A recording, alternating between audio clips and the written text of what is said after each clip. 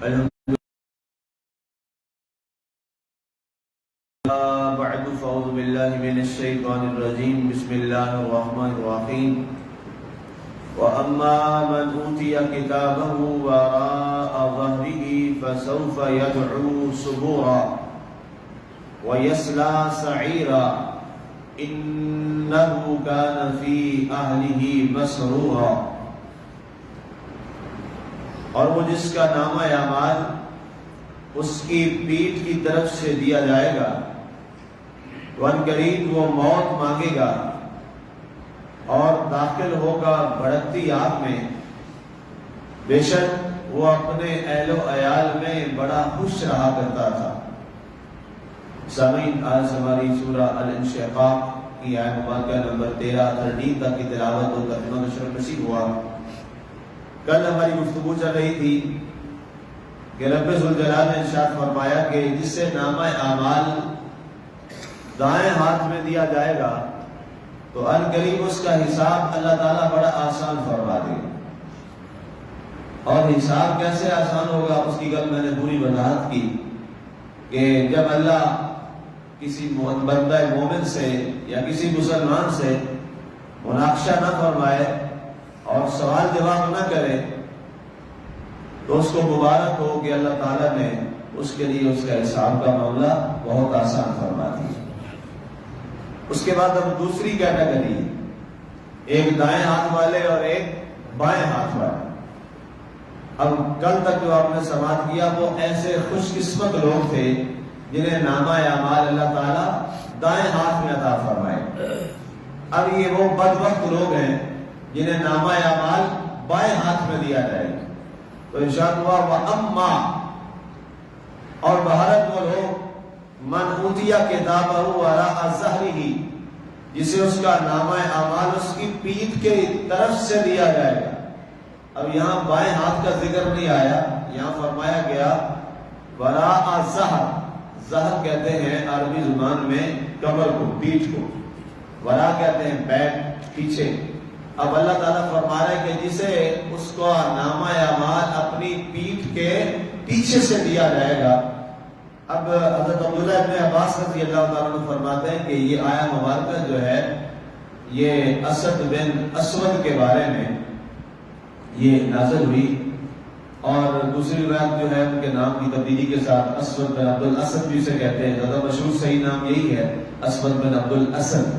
اور اس کے بارے میں، اس ظالم کے بارے میں یہ آیت نازل ہوئی کہ اس کا معاملہ اللہ یہ کرے گا کہ جب قیامت والے دن اس ظالم کافر کو، اسود بن عبد الاسد کو دربار رب ذوالجلال میں لایا جائے گا تو اس کے بائیں ہاتھ کو پکڑ کر اس کے سینے کی ہڈیوں کی طرف سے اس کے اندر داخل کیا جائے گا اور پیچھے کمر کی طرف سے اس کے ہاتھ کو نکالا جائے گا۔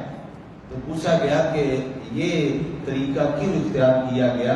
فرمایا اس کی وجہ یہ ہے کہ وہ چونکہ دنیا میں جناب رسالت مآب صلی اللہ علیہ وآلہ وسلم کے بارے میں انتہائی حدق امیز جملے بولا کرتا تھا، اس حدق امیز اور توہین امیز جملوں کی وجہ سے اللہ اب اسے وہاں آخرت میں سارے کافروں سے زیادہ رسوا اور ذلیل کر دے گا۔ ایک ہوتا ہے کسی کی بات کو نہ ماننا، ایک ہوتا ہے نہ ماننے کے بعد اس کی توہین اور حقیر کرنا، یہ اس سے ظلم بالائے ظلم ہوتا ہے، یہ بہت خطرناک بات ہوتی ہے کسی کی توہین کرنا۔ عام اسلام جو ہے وہ تو کسی عام انسان کی توہین کی اجازت نہیں دیتا، تو کہاں مقام مصطفیٰ صلی اللہ علیہ وسلم۔ اسلام اتنا کمال دین ہے، اتنا عظیم دین ہے اور اتنا باکمال دین ہے کہ اس نے تو جنگ کے دوران کافروں کو، حالانکہ وہ کافر ہیں، ان کا بھی مسئلہ کرنے سے اسلام نے منع کیا ہے کہ تم ان کے ناک کاٹ دو، تم ان کی آنکھیں نکال دو، تم ان کے کان کاٹ دو، اسے مسئلہ کہتے ہیں عربی زبان کے اندر۔ اور کافر جو تھے، یہ عرب لوگ، عرب جو لوگ تھے وہ مسئلہ کیا کرتے تھے، جس سے وہ دشمنی ہوتی، جب اس کو مار لیتے ان کی دشمنی کی حوث اور آگ جو ہے وہ پھر بھی ٹھنڈی نہ ہوتی، اس کے بعد وہ توہین کرنے کے لیے، لاش کی بے حرمتی کرنے کے لیے ان کے ناک کاٹ دیتے، کان کاٹ دیتے، آنکھیں نکال دیتے، ہونٹ کاٹ دیتے، اسے مسئلہ کہتے ہیں عربی زبان میں۔ تو اللہ کے پاک نبی صلی اللہ علیہ وسلم، پاک دین اسلام لانے والے رسول صلی اللہ علیہ وآلہ وسلم نے ارشاد فرمایا اپنے سارے مجاہدین کو، فرمایا جب تم جہاد کے لیے جانا تو کبھی بھی کسی کافر کا بھی مسئلہ نہ کرنا، اللہ تعالیٰ کافر کی شکل بگاڑنے کو بھی پسند نہیں فرماتا۔ تو جس دین میں، جس اسلام میں کافر کی بھی توہین اس انداز کی اور حد تک امیز یہ رویے پسند نہیں ہے، تو اللہ کے رسول صلی اللہ علیہ وآلہ وسلم کا مقام تو ہم سوچ ہی نہیں سکتے، ہماری سوچوں سے بہت بالا تر ہے کہ آپ کا مقام کیا ہے۔ یہ اللہ کے در جانتا ہے کہ اللہ تعالیٰ نے اپنے محبوب کو کس قدر شان سے نوازا۔ ہم تو بہت حقیر ہیں، ہم تو بہت محدود ہیں، ہم تو لمیٹڈ ہیں، ہمارا علم بھی کتابوں کی حد تک ہے، اور سیرت نگار نے جو لکھا اس نے اپنے زور قلم کے بنیاد پہ لکھا اور اپنے علم کے زور پہ لکھا، لیکن اللہ کے رسول صلی اللہ علیہ وآلہ وسلم کی شان تو اس سے بھی بڑا اور بڑا۔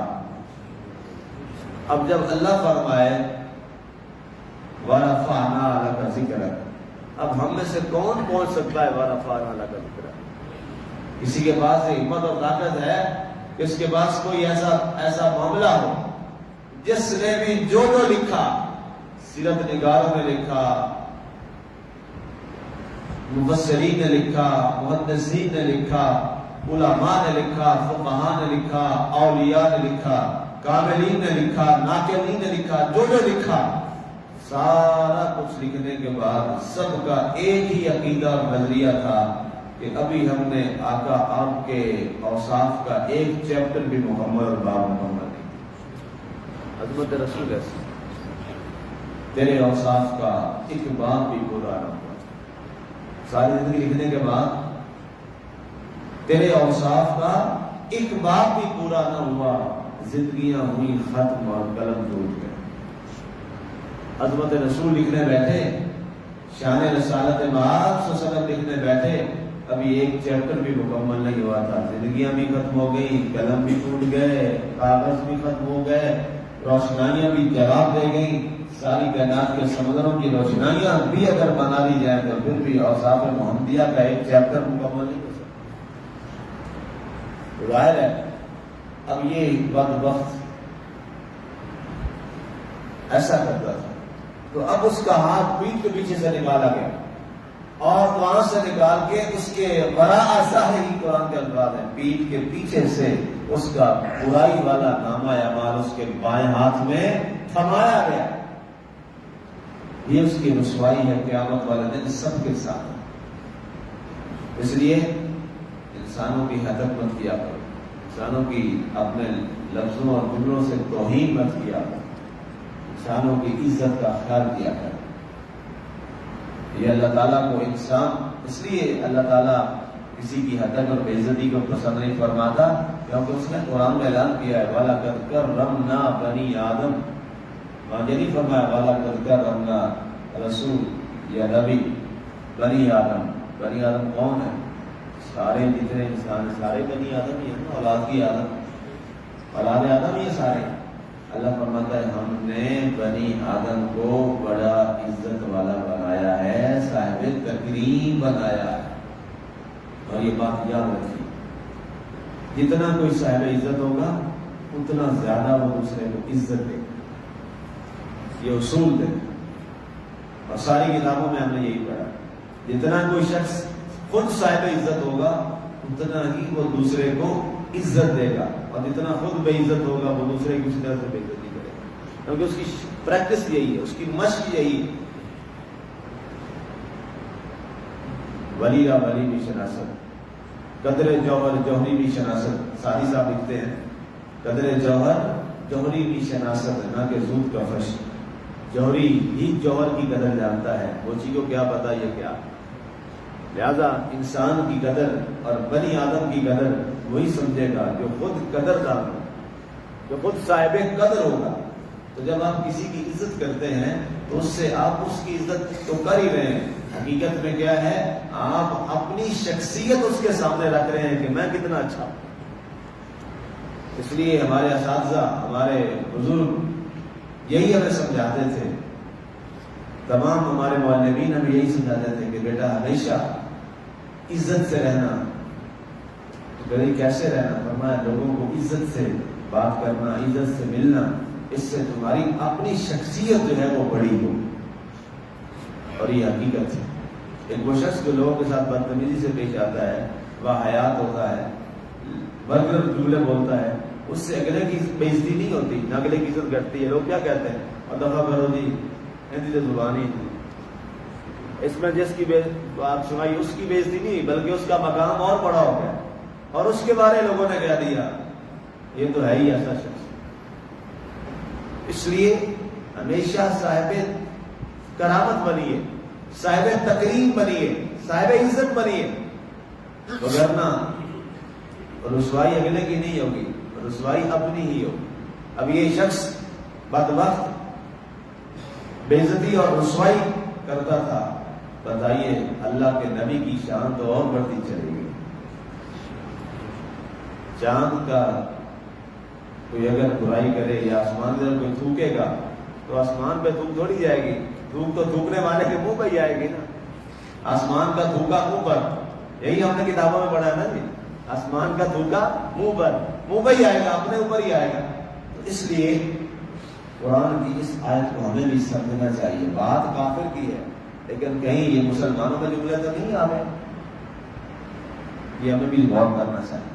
آگے فرمایا گیا فَسَوْفَ يَدْعُو ثُبُورًا، ان قریب اب جب وہ رسوا ہوا اب کیا رہے گا؟ ہائے میں مر جاؤں، ہائے میں مٹ جاؤں، میرا وجود ختم ہو جائے، اب موت مانگے گا۔ اللہ فرماتا ہے اب موت نہیں آنی، موت کے بعد جب زندگی ملے گی تو سب کو ملے گی، کافر ہے، منافق ہے، مسلمان ہے، مومن ہے، نبی ہے، رسول ہے، جو بھی سب نے زندہ ہونا ہے۔ تو پھر کیا ہوگا؟ اس کے بعد کبھی بھی موت نہیں آئے گی، اب نہیں مرنا، اب وہ طلب کرے گا ہائے مجھے موت آ جائے۔ جس موت سے کبھی ڈرتا تھا اب اسی موت کی تمنا کر رہا ہے، لیکن اب موت آنے والی نہیں ہے، اب موت نہیں آئے گی، اب تو ہمیشہ کے لیے یا عذاب ہے یا دوزخ ہے یا جنت ہے، اب اسی میں گزارا کرے گا، اب اسی پر رسوا ذریع ہوگا۔ آگے فرمایا گیا وَيَصْلَىٰ سَعِيرًا، اور اسے کہاں ڈالا جائے گا؟ بھڑکتی ہوئی آگ میں اسے ڈال دیا جائے گا، بھڑکتی ہوئی آگ میں اسے ڈالا جائے گا۔ یہ اس شخص کے لیے بھی ہے اور ہر ایسے کافر کے لیے ہے اور ہر ایسے منافق کے لیے ہے جو یہ عمل کرتا ہے۔ إِنَّهُ كَانَ فِي أَهْلِهِ مَسْرُورًا، فرمایا جب دنیا میں رہتا تھا نا اپنے گھر والوں کے ساتھ، اپنے اہل و عیال کے ساتھ، تب بڑا خوش رہتا تھا، تب بڑا خوش رہتا تھا، ناز و نام کی زندگی، عیش و عشرت کی زندگی، نہ کوئی خوف خدا، نہ احکام شریعت، نہ دین کی پاسداری، نہ قرآن کے اصول کا اور اس کے پیغامات کا کوئی احساس۔ ایسا دنیا کی لالچوں میں اور رغبتوں میں اور دنیا کی ہوس پرستیوں میں ایسا پڑا کہ دنیا بڑا خوش رہتا تھا، لیکن اسے معلوم نہیں تھا کہ دنیا کی زندگی تو بہت عارضی اور تھوڑی زندگی۔ یہ بات طے ہے مسلمانوں، دنیا کی زندگی بہت عارضی زندگی، بہت مختصر سی زندگی ہے اور بہت جلد اسے سمیٹ لیا جائے گا، بہت جلد اسے واپس بلا لیا جائے گا۔ لیکن اصل جو زندگی ہے وہ کون سی زندگی ہے؟ وہ تو اخروی زندگی۔ اس کے بعد بھی اللہ تعالیٰ نے اس کا ایک اور ٹاپک بیان کیا ہے، اس پر کل بات کریں گے۔ اللہ تعالیٰ ہمیں عمل کی توفیق عطا فرمائے، آمین۔ وما علینا الا البلاغ۔